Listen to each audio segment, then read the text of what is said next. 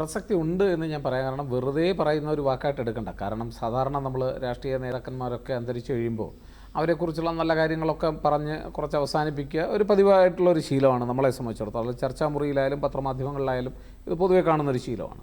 പക്ഷേ വി എസിനെ അതിൽ നിന്നൊക്കെ വ്യത്യസ്തമായി പറയാൻ പറ്റുന്ന ചില ഘടകങ്ങൾ നമ്മളുടെ മുന്നിലുണ്ട് എന്നുള്ളതാണ്. അത് ഒന്നാമതായി പറഞ്ഞാൽ, ആത്യന്തികമായി ഇടതുപക്ഷ പ്രസ്ഥാനത്തെക്കുറിച്ച് പരിശോധിച്ചാൽ ആ പ്രസ്ഥാനം ഏറ്റെടുക്കുന്ന ഒരു ഇടതുപക്ഷ പ്രസ്ഥാനമാക്കി മാറ്റുന്നത് അത് ഏറ്റെടുക്കുന്ന ചില വിഷയങ്ങളിലൂടെയാണ്.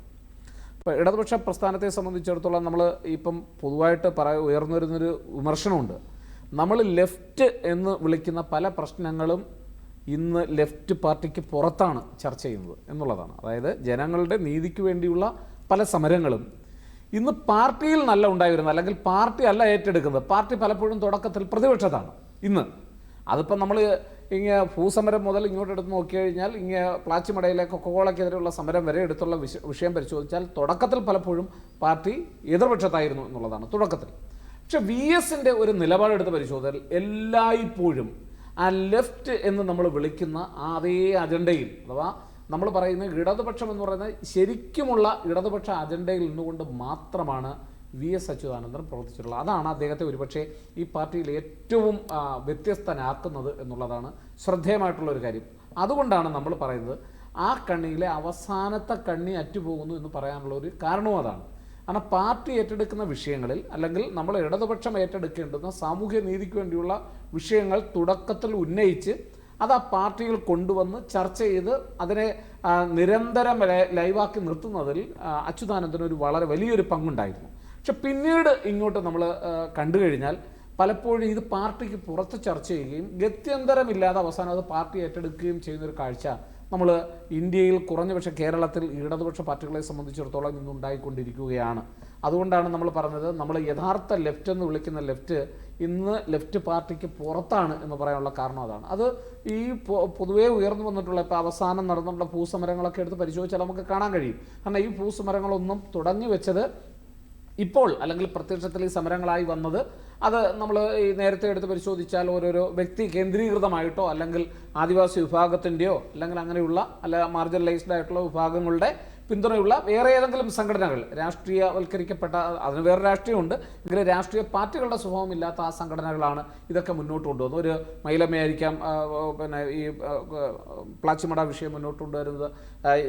ജാനുവും ഗീതാനന്ദനും ഒക്കെ അടങ്ങുന്ന വേറൊരു ഗ്രൂപ്പാണ് ഈ തുടക്കത്തിൽ. അവർക്ക് അന്ന് പാർട്ടിയുടെ ഇതിലല്ല അവർ ഈ മുന്നേറ്റങ്ങൾ നയിക്കുന്നത്, ഈ ഭൂസമരം കൊണ്ടുവരുന്നത്.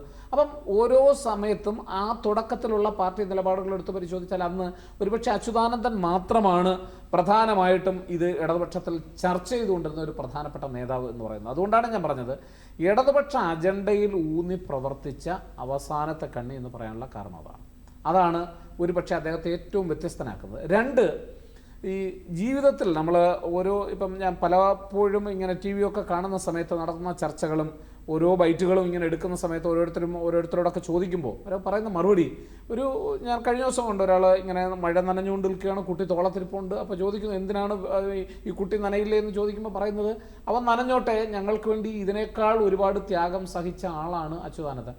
ഇതിന് വേറെ ഒരിടത്തുനിന്നുള്ള ഒരു സർട്ടിഫിക്കറ്റ് വേണ്ട എന്നുള്ളതാണ്. കാരണം ഇത് പൊതുജനങ്ങളുടെ മുൻപിൽ സംഭവിച്ച കാര്യമാണ്. എത്രത്തോളം ഒരു തീക്ഷ്ണമായ, അതിപ്പം ഫേസ്ബുക്കിലും നമ്മൾ ഒന്നും കാണുന്ന, അല്ലെങ്കിൽ ഈ പറയുന്ന കവർ സ്റ്റോറി ആയിട്ടോ, അല്ലെങ്കിൽ ഫേസ്ബുക്കിലോ, അല്ലെങ്കിൽ നമ്മൾ ഈ കാണുന്ന റീൽസിലോ ഒന്നും കാണുന്ന ത്യാഗങ്ങളല്ല അവരനുഭവിച്ചത്. അവർ യഥാർത്ഥത്തിൽ എത്രത്തോളം ജനങ്ങളുടെ ഇടയ്ക്ക് ഇറങ്ങി പ്രവർത്തിച്ചപ്പോൾ അതിൽ നിന്നൊക്കെ എത്രത്തോളം ത്യാഗം അനുഭവിച്ചു എന്നുള്ളതിൻ്റെ നേർസാക്ഷ്യമായി പല രേഖകളും ജനങ്ങളുടെ മുന്നിൽ ഉണ്ട് എന്നുള്ളതാണ്. അത് അദ്ദേഹത്തെ വ്യത്യസ്തനാക്കുന്ന രണ്ടാമത്തെ ഏറ്റവും പ്രധാനപ്പെട്ട ഘടകമാണ്. ഇനി മൂന്നാമത്തെ ഏറ്റവും പ്രധാനപ്പെട്ട ഘടകം എന്ന് പറയുന്നത്, അദ്ദേഹം എല്ലാ വിഭാഗവും ജനതയോടും സംവദിക്കുന്നതിനുള്ള ഒരു ഭാഷ, അത് എത്രത്തോളം നല്ല ഭാഷയാണ് എന്നൊക്കെ ഉള്ളതിനെ സംബന്ധിച്ചുള്ള വിമർശനങ്ങൾ ഒരുപക്ഷെ പക്വതയോടുകൂടി നമ്മൾ രാഷ്ട്രീയത്തെ വിലയിരുത്തുമ്പോൾ ചിലപ്പോൾ വന്നെന്ന് വരും. അദ്ദേഹം അത്രയേറെ വിദ്യാഭ്യാസം ഉണ്ടായിരുന്ന ഒരാളല്ല, പക്ഷേ എങ്കിലും ജനങ്ങളുടെ ഇടയിൽ പ്രവർത്തിച്ചുള്ള രാഷ്ട്രീയ വിദ്യാഭ്യാസം അദ്ദേഹത്തിനുണ്ടായിരുന്നു. ആ വിദ്യാഭ്യാസത്തിൽ അദ്ദേഹം എല്ലാ ജനവിഭാഗങ്ങളുമായി സംവദിക്കുന്നതിന് അദ്ദേഹത്തിൻ്റെ ഭാഷ മാത്രമല്ല, ആ ഭാഷയ്ക്ക് ഉപയോഗിക്കുന്ന എല്ലാ സിംബൽസും, ചിഹ്നങ്ങളും, അത് ശരീരഭാഷയായാലും അദ്ദേഹത്തിൻ്റെ മുഖഭാവങ്ങളായാലും സംസാരിക്കുമ്പോൾ ആ നീട്ടി ഇടയ്ക്ക് കുറുക്കി ഒക്കെ പറയുന്ന ആ ശൈലിയായാലും അദ്ദേഹം ഒരു തനത് ശൈലി, അതായത് ജനങ്ങളുമായി സംവദിക്കുന്നതിന് ഒരു തനത് ശൈലി ഉണ്ടാക്കിയെടുത്തു എന്നുള്ളതാണ്. ഒരുപക്ഷെ വി എസിൻ്റെ സംസാരത്തിൻ്റെ കുറച്ചു ഭാഗം നമ്മൾ എവിടെയെങ്കിലും കേട്ടാൽ അത് വി എസ് ആണ് സംസാരിക്കുന്നത് പെട്ടെന്ന് തിരിച്ചറിയത്തക്ക വിധമുള്ള ഒരു ഐഡൻറ്റിറ്റി, ഒരു വ്യക്തിത്വം, ഒരു സ്വത്വം അദ്ദേഹത്തിന് ഉണ്ടായി എന്നുള്ളതാണ്. അത് ഒരുപക്ഷെ കേരള രാഷ്ട്രീയത്തിൽ ഇനി എത്ര പേർക്ക് അവകാശപ്പെടാനാകും എന്നുള്ളതാണ്. ഇതുകൊണ്ടെല്ലാം കേരള രാഷ്ട്രീയം അവസാനിക്കുന്നു എന്നല്ല ഞാൻ പറഞ്ഞത്. ഇതൊക്കെ ഓരോ സിംബൽസ് ആയിരുന്നു, ജനങ്ങളുടെ മനസ്സിൽ സ്ഥാനമുള്ള, ജനങ്ങൾ ഇഷ്ടപ്പെടുന്ന ചില ചിഹ്നങ്ങളായിരുന്നു എന്നുള്ളതാണ്. അതുകൊണ്ട് തന്നെയാണ് ഈ അച്യുതാനന്ദന് ഞാൻ നേരത്തെ പറഞ്ഞതുപോലെ സാധാരണ ജനങ്ങളുടെ വിഷയങ്ങളെ ഏറ്റെടുക്കുന്നതിൽ, അവരുമായി സംവദിക്കുന്നതിലൊക്കെയുള്ള ഈ മികവ്, അതുപോലെ തന്നെ ജനങ്ങൾക്ക് വേണ്ടി അനുഭവിച്ച ത്യാഗം, ഇതൊക്കെ ജനങ്ങളുടെ മുന്നിൽ ഒരു നേർചിഹ്നമായി നിൽക്കുന്നത് കൊണ്ട് തന്നെയാണ് ഇദ്ദേഹത്തിന് ഇത്രയും വലിയ ഒരു സ്വീകാര്യത കിട്ടുന്നത്. മറ്റൊന്ന്, അദ്ദേഹം പ്രതിപക്ഷ നേതാവായിരുന്നപ്പോഴും അതിനുശേഷം മുഖ്യമന്ത്രിയായിരുന്ന സമയത്തും എല്ലാം എടുത്ത തീരുമാനങ്ങൾ പലതും ഇപ്പോഴാണ് ചർച്ച ചെയ്യുന്നത്.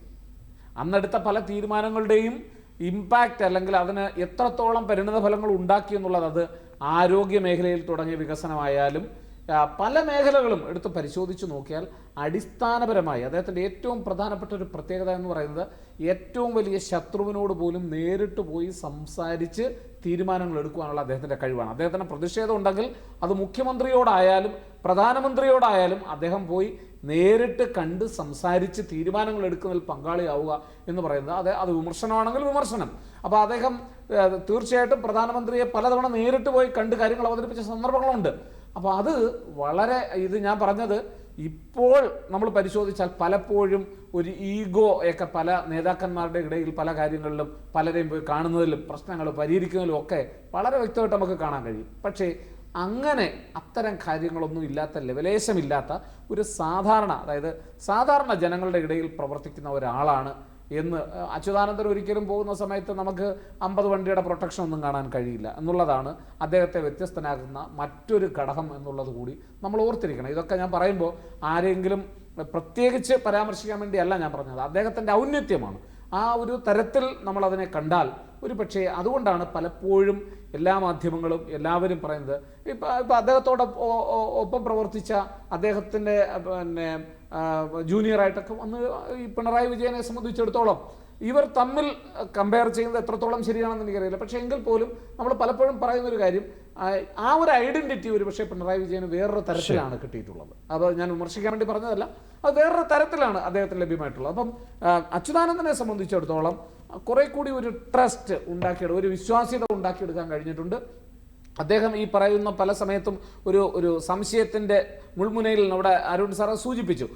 ചില സമയത്തെങ്കിലും അദ്ദേഹം എടുത്ത നിലപാടുകളെ പൊതുജനം സംശയത്തോടെ വീക്ഷിച്ചപ്പോൾ അതിൽ ചെന്ന് നേരിട്ട് പ്രവർത്തിച്ച് കാർക്കശ്യത്തോടു കൂടി പ്രവർത്തിക്കുകയും അതിനകത്ത് ശരിയുണ്ടെന്ന് ജനങ്ങളെ ബോധ്യപ്പെടുത്താനും കുറഞ്ഞ പക്ഷമെങ്കിലും ചില കാര്യങ്ങൾ അദ്ദേഹത്തിന് കഴിഞ്ഞിട്ടുണ്ട്. പക്ഷെ പ്രതിപക്ഷ നേതാവ് എന്ന നിലയിൽ ഒരുപക്ഷെ ഞാൻ നേരത്തെ പറഞ്ഞതുപോലെ സാധാരണ ജനങ്ങളുടെ ഇടയിൽ നിന്ന് പ്രവർത്തിച്ചു വന്ന വിദ്യാഭ്യാസം കൊണ്ട് ആർജിക്കാവുന്ന ചില ഘടകങ്ങൾ ഒരുപക്ഷെ അച്യുതാനന്ദനെ ആർജിക്കുവാൻ കഴിഞ്ഞിട്ടില്ല. അതുകൊണ്ട് തന്നെ പ്രതിപക്ഷ നേതാവായിരുന്ന സമയത്ത് അദ്ദേഹം നടത്തിയ എല്ലാ പ്രവർത്തനങ്ങളും നല്ലതാണ്, അതുകൊണ്ട് മരിച്ചു പോയി കഴിഞ്ഞാൽ നല്ലത് മാത്രമേ പറയാവൂ എന്നുള്ള ഒരു വാശി നമ്മളെ സംബന്ധിച്ചിടത്തോളം പല കാര്യങ്ങളിലും ഉണ്ടല്ലോ. അതുകൊണ്ട് ഞാൻ പറയുന്നില്ല. പക്ഷേ ഒരു കാര്യം പറയാം, അന്നെടുത്ത എല്ലാ നിലപാടുകളിലും ചില പോരായ്മകളൊക്കെ വന്നിട്ടുണ്ട് എങ്കിലും അദ്ദേഹത്തിൻ്റെ ഏറ്റവും പ്രധാനപ്പെട്ട ഒരു ഗുണം എന്ന് പറയുന്നത് ഞാൻ നേരത്തെ പറഞ്ഞ ഘടകങ്ങളെ ആ ഇടതുപക്ഷത്തെ ഇടതുപക്ഷമാക്കി നിർത്തുന്നതിലും സാധാരണ ജനങ്ങളോട് സംവദിക്കുവാനുള്ള ഒരിതും അതിൽ ഒരു വിശ്വാസ്യത കൊണ്ടുവരുന്നതിലും അതുപോലെ തന്നെ കറ പുരളാത്തൊരു മനുഷ്യൻ എന്നുള്ളൊരു ഇമേജ് അദ്ദേഹം തൻ്റെ മക്കൾക്ക് വേണ്ടിയോ അല്ലെങ്കിൽ മറ്റുള്ളവർക്ക് വേണ്ടിയോ വലിയ സമ്പാദ്യങ്ങളൊന്നും നടത്തുകയോ അദ്ദേഹത്തിൻ്റെ പേരിൽ വലിയ സ്വത്തുകൾ ഉണ്ടാക്കുകയോ വിദേശത്ത് നിക്ഷേപങ്ങൾ ഉണ്ടാക്കുകയോ വിദേശത്ത് കമ്പനി തുടങ്ങുകയോ ഒന്നും ചെയ്യാത്ത ഒരു കുടുംബത്തിൽപ്പെട്ട ആളാണ്. ഉള്ള സ്വത്തും കൂടി പാർട്ടിക്ക് കൊടുക്കുകയും ഒക്കെ ചെയ്ത, അല്ലെങ്കിൽ ഉണ്ടായിരുന്ന സ്വത്ത് പോലും പാർട്ടിക്ക് വേണ്ടി ദാനം ചെയ്തൊരു വ്യക്തി എന്ന നിലയിലും അദ്ദേഹത്തെ സംബന്ധിച്ചിടത്തോളം ഇത്തരത്തിലുള്ള കാര്യങ്ങളൊക്കെ വളരെ പ്രാധാന്യം അർഹിക്കുന്ന ഒരു കാര്യമായിട്ട് തന്നെയാണ് നമുക്ക് തോന്നിയിട്ടുള്ളത്.